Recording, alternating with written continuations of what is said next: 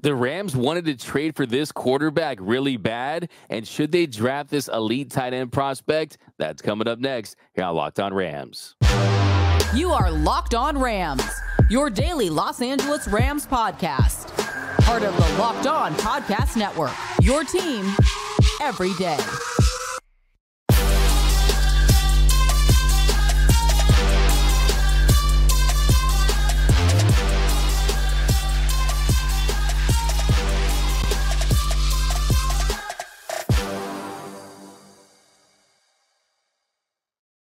What is up, Ramley, and welcome to another episode of Locked On Rams, your daily podcast covering your Los Angeles Rams, free and available wherever you get your podcasts. Locked On Rams, part of Locked On Podcast Network, your team every day. We're also available over on YouTube, so if you haven't yet, check us out over on YouTube. Hit that subscribe button, hit that notification bell, hit that like button, and let us know.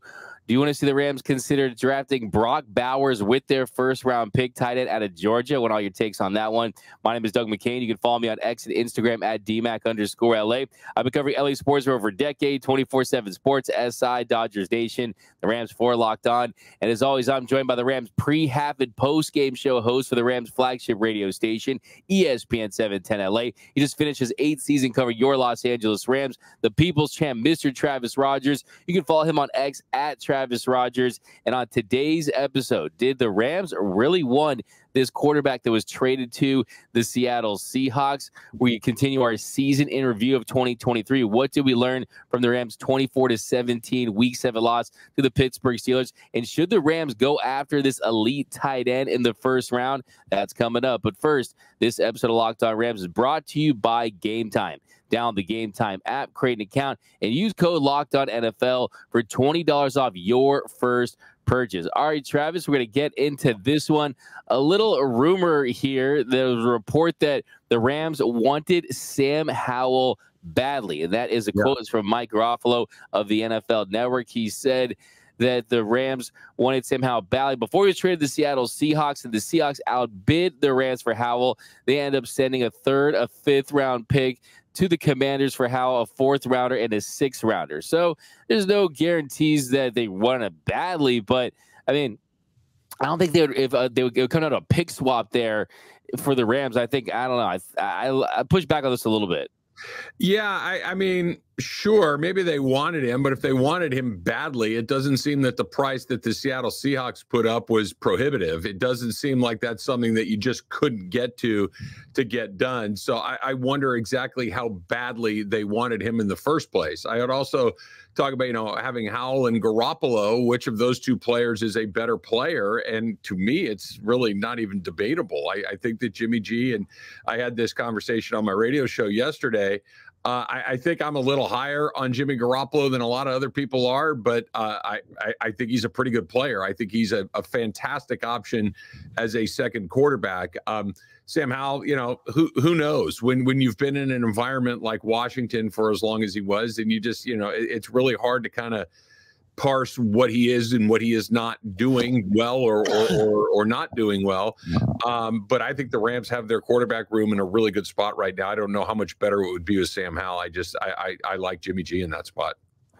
Yeah, I think for Sam Howell, it's more like, okay, it's kind of some of the names we talked about, almost and the Zach Wilson ilk, is you're still looking at his potential moving forward, just past being a really steady backup, a veteran guy like a Jimmy Garoppolo. But I think for me, the one thing I question is, like you said, I mean, a day 3 pick swap, that's going to get in the way, really, of you getting your guy. If they really wanted him badly, the Rams get who they want really badly. Okay. Yeah, I was going to say, they wanted Jalen Ramsey really badly. They wanted Matthew Stafford really badly. They wanted Von Miller really badly. Those are the guys that they went out and got, and they paid a premium to go do it. It might have been one of those things. Look, if it works out and we think we can get him at a price, great. But the things that the Rams want really badly, typically they go and they get.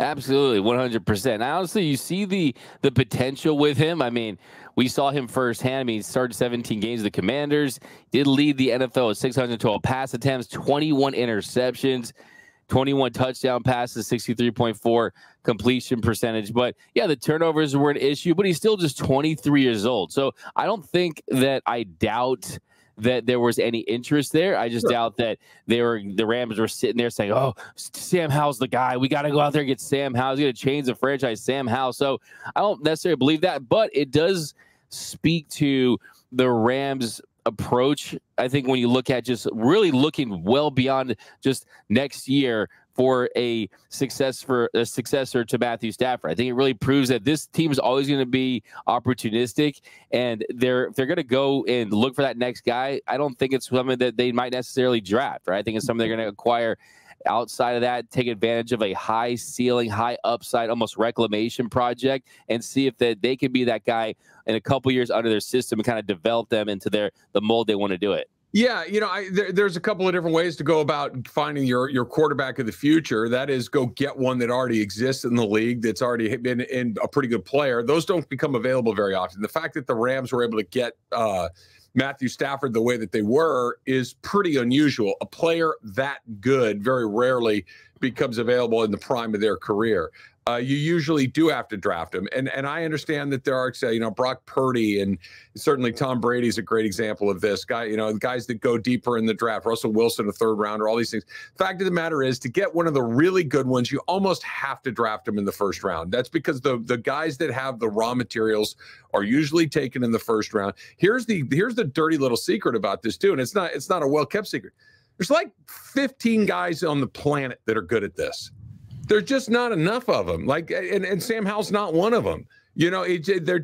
There's only so many guys that are really legitimately good at this. The Rams have one right now. You squeeze every drop of juice you can get out of a guy like Stafford before you go looking for the next guy. And the odds are the next guy probably won't be the next guy. You're going to have to go through a couple to find the one that is really good. They just don't come around very often. That's why, having a guy like Garoppolo, who I think, and I don't think Jimmy G is one of those guys. I think Jimmy G is just below that line of what you're looking for, but he's close. They're just super hard to find. And that's why throwing stuff against the wall, whether it's Zach Wilson or Sam Howell or any of these guys, Baker Mayfield, they just give it a shot and see what happens, because you never quite know which of those guys is going to pop. Yeah, I mean, we've talked about even guys like Trey Lance on this show, right? Sure. I am open to this approach as long as you have the ability to swallow your pride and punt on it if it doesn't work out. I mean, I think we've seen some sunk cost fallacy with the Rams throughout the times, but when you don't have to give too many high assets for him and you get him into your building and you see with your own eyes, yeah, this guy does have a chance or he doesn't have a chance, then I'm fine with that. But yeah, I see people out there with Sam Howell. Oh, he led the league in interceptions. Well, so did Peyton Manning when he had 28 interceptions his rookie year. Oh, Peyton Manning had 6 interceptions a game. He ain't Peyton Manning, okay?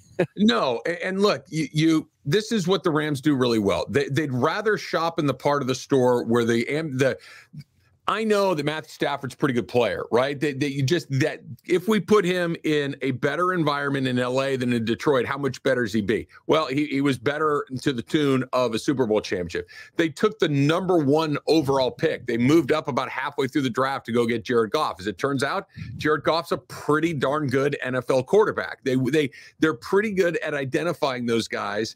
And with all due respect to Sam Howell, it just doesn't feel like he's going to be that next guy. The next guy, we don't know his name yet. He has not identified himself yet as far as the next guy for the Rams. And when it does come to first round picks, could the next guy be this elite tight end? That's coming up next here on Locked On Rams. This episode of Locked On Rams is sponsored by BetterHelp. So if you had a little extra time in your day, right? What if you had an extra hour a day? What do you do with it? Because a lot of us spend time thinking and wishing that we had more time. The question is, what exactly would you do with it? If time were unlimited, how would you use it? Would you sleep a little more? Would you go for a run? Would you read more? Would you just go spend some time socially? Therapy can help you find out what matters to you so you can do more of it. So if you've been thinking about starting therapy, now's a great time to give BetterHelp a try. It's entirely online. It's designed to be convenient. It's designed to be flexible, and it's designed to be suited to your schedule. And it's really easy to do. You just fill out a brief questionnaire. You get matched with a licensed therapist. And I really love this too. If you don't really click with that first therapist, if it's not exactly what you were looking for, you could switch therapists at any time for no additional charge. So learn how to make time for what makes you happy with BetterHelp. Visit BetterHelp.com/LockedOn today, and you will get 10% off of your first month. That's BetterHelp, HELP.com/lockedon. BetterHelp.com/lockedon. And welcome back to Locked On Rams. Thank you for making Locked On Rams your first listen every single weekday, free and available wherever you get your podcast. Locked On Rams, part of Locked On Podcast Network, your team every day. Also, a special shout out to those everyday listeners out there. Can't thank you enough watching and listening to every single episode. And we are going to really get cooking on the draft coming up. We are already in April. Things are really starting to percolate. We're getting very close to this draft. It's like a national holiday. I'm telling you, I'm so excited for this draft. So definitely be sure you lock in. You join that Everyday Listeners Club. Membership is currently doing a draft special, Travis. Membership right now, 100% free for the Everyday Listeners Club. You can join it, and you won't miss a thing for your Los Angeles Rams. Excellent. But Travis, here in our second segment, we talked about this guy almost like a couple months ago now. Time's flying. But Brock Bowers, tight end out of Georgia. We know the kind of weapon he is. We know the kind of production he had at Georgia. 6'3", 243 pounds. In 3 years at Georgia, 2,530 yards, receiving 175 receptions, 26 touchdowns. He is a big threat. The question is, one, will he be available? You see mocks having him around the 15th, 16th pick. And two, would the Rams really want to go towards a position after you've got Parkinson, you have Davis Allen, you could get Tyler Higbee back, which I have some questions about that. But is it more of a luxury to go to at a tight end at that position? Will he going to become available? Well, let's kind of go in order, right? So if he's projected, and take projections for what they're worth, which is not much, but let's just assume that it's roughly correct. If he's somewhere in that 15, 16 area, I don't think it would take a ton to move up from 19 to 15 to make that pick. If that's in fact a guy that you've identified as a difference maker and somebody that you have to go get. So I think that's a doable, pick if that's in fact what they want to do.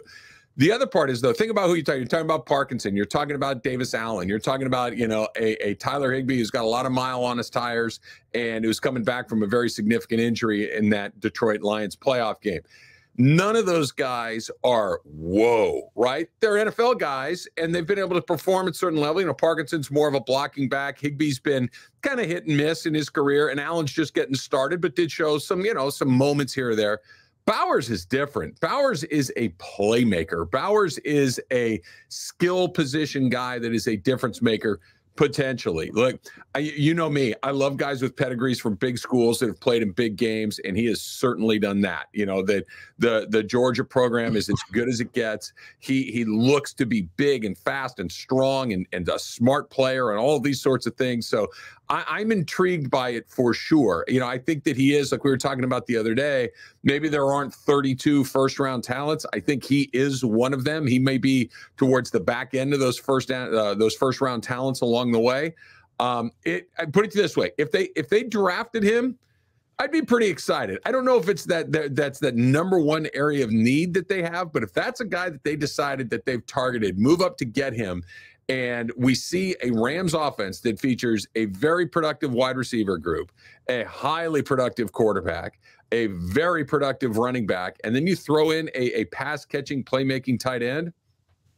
It's not so bad. And considering you're going to have to win games with your offense first, that may be a weapon that you look at.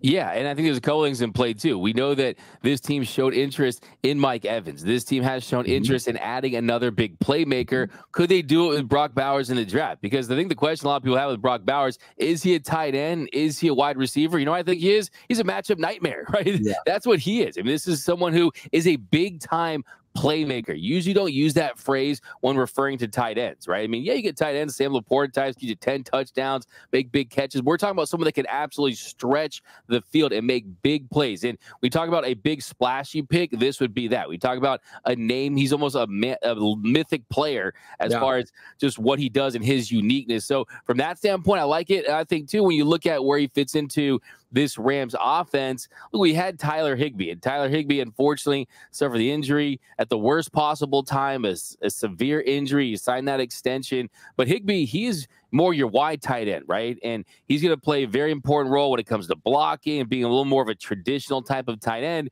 When you got a Bowers, he's going to be a flex tight end, right? He's going to line up in the slot. He's going to be on the split, kind of out wide, almost as a wide receiver. So I just, my mouth kind of waters a little bit thinking about that type of player in Sean McVay's offense. Yeah. Now, with that in mind, though, with the Sean McVay offense part of this, we've heard a lot of people say this, that outside of the quarterback, the guy that may have the most on his plate in a Sean McVay offense is that tight end, that it may be the most complex position to learn in that offense beyond the quarterback himself. So you're going to have to temper maybe some of that enthusiasm. I think not that he can't get there, but it's probably not going to be a day one type of thing. There's probably a little bit of a learning curve. And obviously Bowers is a more talented and a more intriguing prospect than a guy like Davis Allen, but Davis Allen wasn't even on the field at the beginning of the year. And then by the time he got to the end of the year, he was catching some passes. He was catching touchdown passes. He was a guy that they were using more and more. And it took him 3/4 of the year to kind of get up to speed to where he needed to be, to where Matthew Stafford and Sean McVay were comfortable using him. Maybe Bowers can accelerate that a little bit, just simply with his athleticism and some things like that. But it will be a learning curve at that position for whoever slides into that role. Yeah, I kind of think it's a little unrealistic. I mean, Davis Allen definitely has the catch radius, definitely somebody who can contribute. I mean, we're talking about like a 4'8", 4'9" type 40 guy, right? I mean, he's not someone that you can say, okay, he's going to be a franchise game-changing tight end. That's just not what he's built for. I will say, too, talk about Brock Bowers. I mean, he does play for the Los Angeles Rams AAA affiliate, the Georgia Bulldogs, right? That has to help, right, Travis?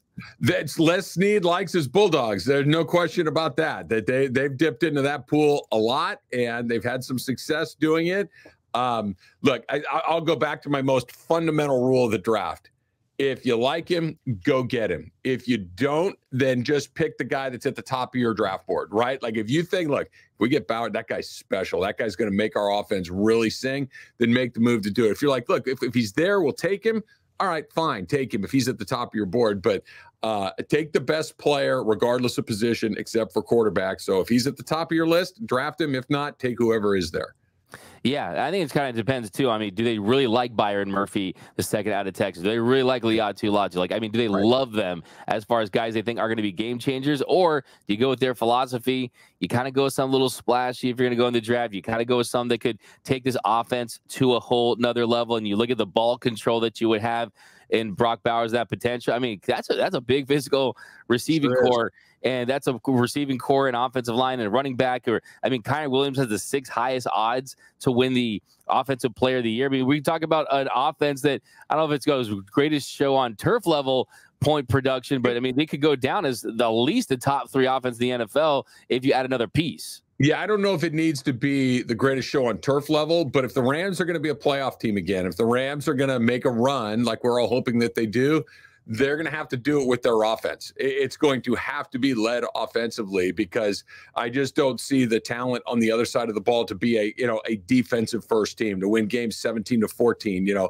20-17. They're going to be winning games 34-28. That just feels like the sort of team that they're going to be. And, if a tight end can get you to that, go do it.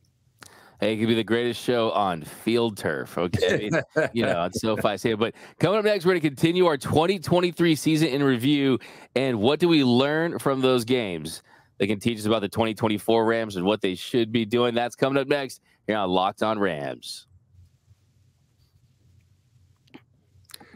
All right, let's talk a little bit about the Gametime app, right? Have you been on the road somewhere? Let's say that you're taking a trip for work or whatever, and you're like, you know what? I just want to sit in my hotel room tonight, but I don't know where to go get the ticket. Gametime, right? Get the Gametime app on your phone, because this is a great way to get last-minute deals, right? Save up to 60% off buying last minute for, maybe you're not, sports, great, but maybe you want to go see some comedy. Maybe you want to go listen to some music, go see a concert. No matter what it is you want, Gametime has you covered. Sports, concerts, comedy, theater, etc. And of course, you can save even more with exclusive in-app deals on select seats ahead of the game or event. You always are going to get a panoramic view from your seat in the app before you buy. And I love this too, right? All-in pricing. You toggle that feature and it shows you the total up front with no surprise fees at checkout. How many times have you gone through? Okay, that's not bad. That's not what? What is that price? No chance. You don't have to deal with that with the Gametime app, and they're all in pricing. So take the guesswork out of buying tickets with Gametime. Download the Gametime app, create an account, and use the code LOCKEDONNFL for $20 off your first purchase. Terms apply. Again, create that account, redeem that code LOCKEDONNFL, LOCKEDONNFL for $20 off. Download the Gametime app today. Last minute tickets, lowest prices guaranteed. And we're off running here on Locked On Rams. Thank you for being a Locked On Rams, your first listen every single weekday, free and available wherever you get your podcast. Locked On Rams, part of Locked On Podcast Network, your team every day. And also, are you watching Fox Sports or ESPN on your TV all day? Have to turn down the volume with all that shouting? Make the switch to Locked On Sports today, a free 24/7 sports streaming channel program for you every day to bring you the biggest stories without all the screaming. Locked On Sports today brings you can't-miss analysis, opinions, and news, streaming 24/7 on YouTube or the free Amazon Fire TV channels app. Part of the Locked On Podcast Network, your team every day. Now, Travis, here in our final segment, we're going to pick up on our review of the 2023 season. We're going to take a look back at the Rams' 24-17 Week 7 loss to the Pittsburgh Steelers. And it was a hard-fought game. I mean, it was a game that the Rams were definitely in. They could have won. I mean, it's not a lot of terrible towels in that one. I mean, Darrell Henderson was back, and him and Royce Freeman, they were a good duo that game. They had 30 carries combined. But, yeah, it was another game the Rams came up short in before they really went on their run. It was, I would argue, the low point in the season. It was a game they absolutely should have won. It was a game they felt like they had in the palm of their hand. Kenny Pickett, look, there's a word that we don't like to use here on the Locked On Network that I'm not going to use, but Kenny Pickett's not very good. There's a reason they have a parade of quarterbacks going into Seattle right now, because Kenny Pickett was not up to the job, right? The Rams had that game in the palm of their hand, and they let it slip through their fingers. That was a great example of, at least for me, that was the one that I believe, correct me if I'm wrong here, D-Mac, made them, all of a sudden, it just doesn't feel like it's going to happen. Let's be careful about what's going to happen coming out of this, because now you're probably playing for draft position. I'm embarrassed to say it because they ended up winning their 10 games, but 10 wins felt like a million miles away after that game. When we were doing the post-game show, Kirk Morrison and I, my partner on 710 ESPN, the mood was grim. It just did not feel like this was a team that was going to be able to come out of this and get hot towards the end of the season. For me, that Pittsburgh loss was the low point of the season, without a doubt. Absolutely. And really the big takeaway in that one was that's when the game you really started to say, okay, Brett Maher is a problem. He's hurting this team. The special teams is hurting this team. Maher, after his first miss, the Steelers, they went down, they kicked a field goal. Second miss, Steelers, they went down and scored a touchdown that tied the game. So massive momentum swings really hurt them. I do want to just throw something out there as an aside. I don't know about Jake Bates. I don't know how closely you're following the UFL so far to start the season. Jake Bates in the UFL, he's hit a 52-yarder, a 62-yarder, and a 64-yarder. So, hey, I don't know. Maybe they go to UFL for the kicker. Well, I'm blanking on the guy's name. The kicker from Dallas who came in. He was a UFL guy or a USFL guy. He was in one of those cut rate leagues, and he showed up, and he was one of the best kickers. And kickers are like relief pitchers. You never know one season to the next what they're going to turn into. You never know when all of a sudden they're going to kind of find their form and really become an effective player. And if what's Bates's first name? Jake? Yeah. If Jake Bates is all of a sudden found his sweeper or slider or cutter or whatever it is that turned him in from a journeyman to a guy that can do this at every level, go get him. Go bring him in, because by hook or crook, you're going to have to find somebody that can make kicks beyond 45 yards. And certainly, even more importantly than making a bunch of 56, 57-yard bombs, you're going to have to find somebody that can make 45-yard chippies. Those have to go through, and that's what they really struggled with last year. And you're, of course, talking about Brandon Aubrey, who played for the Birmingham Stallions. Yeah, my Jake Bates Michigan Panthers UFL jersey is in the mail as we speak. I'm checking the tracking number right now. I mean, 62 is 64. But really, you look at this, like you said, low point of the season for this one. I think what really hurt, too, is the interception that started the second half. You know, T.J. Watt, he kind of gave the ball there inside the 10-yard line. And there was that one play which is like, okay, you're worried about the turnovers there. The Rams just felt like they really beat themselves. I mean, you had that big crucial Cooper Kupp drop. You had the Maher misses, and they were in that game. They should have absolutely won that game. You're thinking to yourself, wait a minute, if the Rams can't win these types of games at home, what kind of season is this going to be? Well, that was it. It didn't feel like the Rams ran, like when Philadelphia beat them, when San Francisco beat them. You're like, all right, they're just better than the Rams. And the Rams didn't necessarily hand it to somebody else. They got beat by a team that played better than they did on that particular day. That's not what this Pittsburgh game felt like. That felt like you lost to a bad team with a bad quarterback, and you handed it to them on your home field. There was nothing about that walking out of SoFi Stadium that Sunday afternoon that made you think, all right, we're getting closer. We're about to go on a run right here. That was an ugly, ugly afternoon. And I would argue the worst game, maybe not that they played all season, because I know that the Packers game is coming up after that, but that one was more excusable because of what was happening at quarterback. You didn't have that excuse in this game. It was an ugly loss for the Rams. Yeah, and real quickly, I'll give you my biggest takeaway from that game as it applies to the 2024 season. The Rams, it really showed me once again, you need a franchise left tackle. I mean, you had a good game plan for T.J. Watt. You're chipping T.J. Watt. It did not matter. I mean, you had 10 pressures in that game. Yeah. 6 came from the left side. And yes, Alec Jackson, he's fine. I want better than fine when it comes to my left tackle. Fine is okay when you're playing the Arizona Cardinals, okay? When you're playing the Seattle Seahawks, teams like that.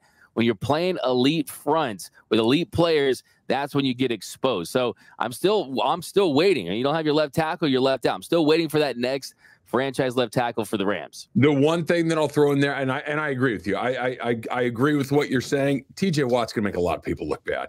He's gonna make a lot of guys look less than fine, right? Like if a guy whose name we don't know the way we know TJ Watt's name is doing that to you, then I got a big problem. But if TJ Watt comes in and kicks your left tackle's butt, that's more of a TJ Watt thing than it is your left tackle isn't very good. That is a special player that does special things. Absolutely. So Jake Bates, come on down. It's your time with the Panthers, and we'll see you next year. But that's going to be this episode of Locked on Rams. My name is Doug McCain. You can follow me on X and Instagram at DMAC_LA. And as always, you can follow the People's Champ, Mr. Travis Rogers, at Travis Rogers. And until next time, whose house is Locked on Rams' house?